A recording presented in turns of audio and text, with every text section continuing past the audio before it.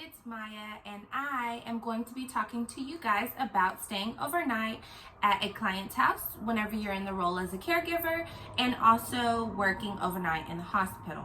This is my personal experience, and I feel like this has gotten me through a lot of my shifts. So first thing first, I really feel like water is important throughout the day and throughout your shift. You gotta stay hydrated. Whenever you're in the role as a caregiver at someone's house, you may or may not be standing up, sitting down, standing up, sitting down, depending on what that client needs. So first, I start with water, and this way you can refill and you won't have a nasty taste in your drink if you bring something else and then want to trade to water later. Also, you won't have to drink in someone else's cup and share their germs. Secondly, I would bring my own juice cup as well. This works if you're at work and you go downstairs for a drink, or if you brought an extra can or some sort. This way it's less likely to spill because it has a lid on it. My third recommendation is to bring a coffee cup. They make insulated ones, which I highly recommend. You never know when you want it, and you never know when you're going to be called to go help someone. So definitely invest in an insulated coffee cup. Or if you're just on your way to work and you only need 1 cup of coffee, you can have it before work. You need some coffee. That's right, your coffee. They definitely make it easy for on-the-go people. And you can also buy little containers full of coffee, and this is instant. You just take a scoop of coffee and dump it in there if you want to keep this in whatever bag that you have you're taking to work. The good thing about working in the hospital is that they definitely supply you with coffee. That tip would work if you are doing home health. Whether you work in a hospital or you're doing home health, I think it's always necessary to have you a jacket or a small blanket. There are some people that do home health that take a blanket with them. I prefer a jacket, one that you can either put on, lay over you or your legs, because usually whenever you're working overnight, it's a 12-hour shift. If you're working in home health, I would definitely recommend bringing your laptop. You would also need a set of headphones. For the hospital, I usually only bring my phone charger. Whenever I'm a caregiver, I bring my phone charger, my laptop charger, and also a charger for my portable charger. That way my phone will have to be far away from me if I'm at someone else's house. There's nothing worse than being far away from your phone whenever you are bored and you need to stay up. You definitely need a charger because your phone is not going to last a 12-hour shift. And if you need directions back home, you definitely want to make sure your charger is near. I'm going to throw in little tips throughout the video, and my first tip is that you do not stay occupied in your phone or your laptop whenever 1, your client is awake, or 2, if your client needs your help. You want to be able to drop everything that you have in your hands if your client calls your name. Now, I say this to say because there are some very independent clients that only need companionship. You also have clients that need your help more often. So in that case, whenever they need your help, you need to be able to drop everything. You don't want everything in your lap.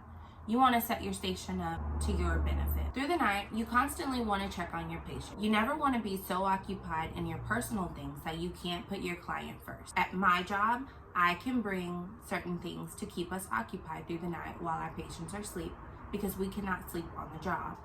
Another tip is that you want to put 1 headphone in and not both.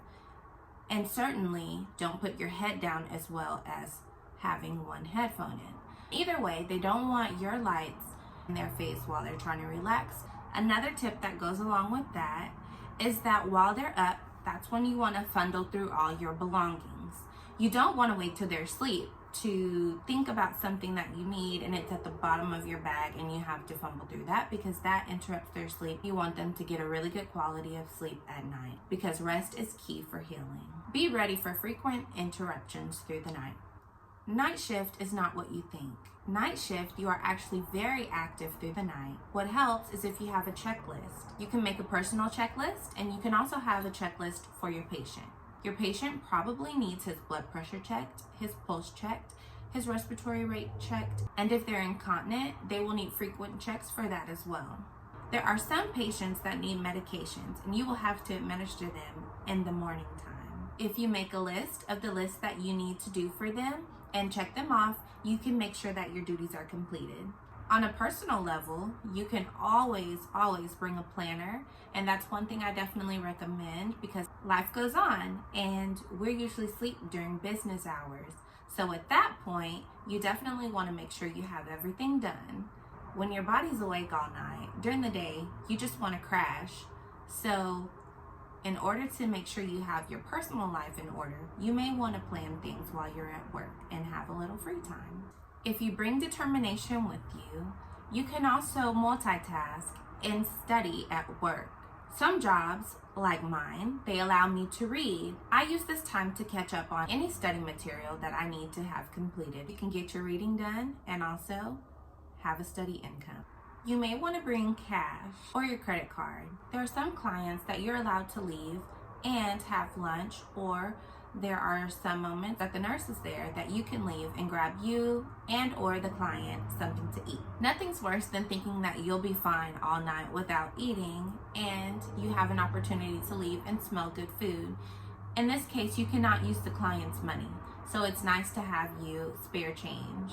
If you don't bring change and you're the type of person that meal preps and brings snacks, you want to make sure you have something good. Have something that you may or may not need to heat up. Some clients, you cannot use their microwave.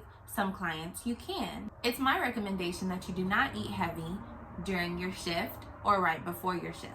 This increases your chances of getting very sleepy through the night. To get a good day's sleep, it's handy to have a sleeping mask. A lot of my friends have the blackout curtains. You can definitely look this up online. Whenever you do wake up and get ready for your shift, you want to make sure that you have on comfortable clothes. There's nothing like a shirt that cuts off your blood circulation through the night. It's very irritating. For people who are in the hospital, make sure you get some compression socks. At first, I didn't think it made a difference. However, I still wore them. Whenever I didn't wear them, I definitely felt the difference the next day or during my shift. My feet hurt very bad and I felt the blood pulling to my feet. And remember guys, hygiene, hygiene, hygiene. There are some nights you won't be able to go to the restroom. Sometimes we forget about ourselves as caregivers. We put ourselves last and we put the patient first. You want to make sure you go to the restroom regularly and possibly on a routine. If you notice you haven't went to the restroom in a few hours, make sure you put yourself first for a second and go to the restroom. At night, you want to be prepared because a lot of places are closed. You want to make sure you have your sanitary napkins. You want to make sure you have personal wipes, as far as the ones for your underarms or the ones for your tush. Either way, you want to be prepared because what helps the most through the night is being comfortable and having 100% focus on the client.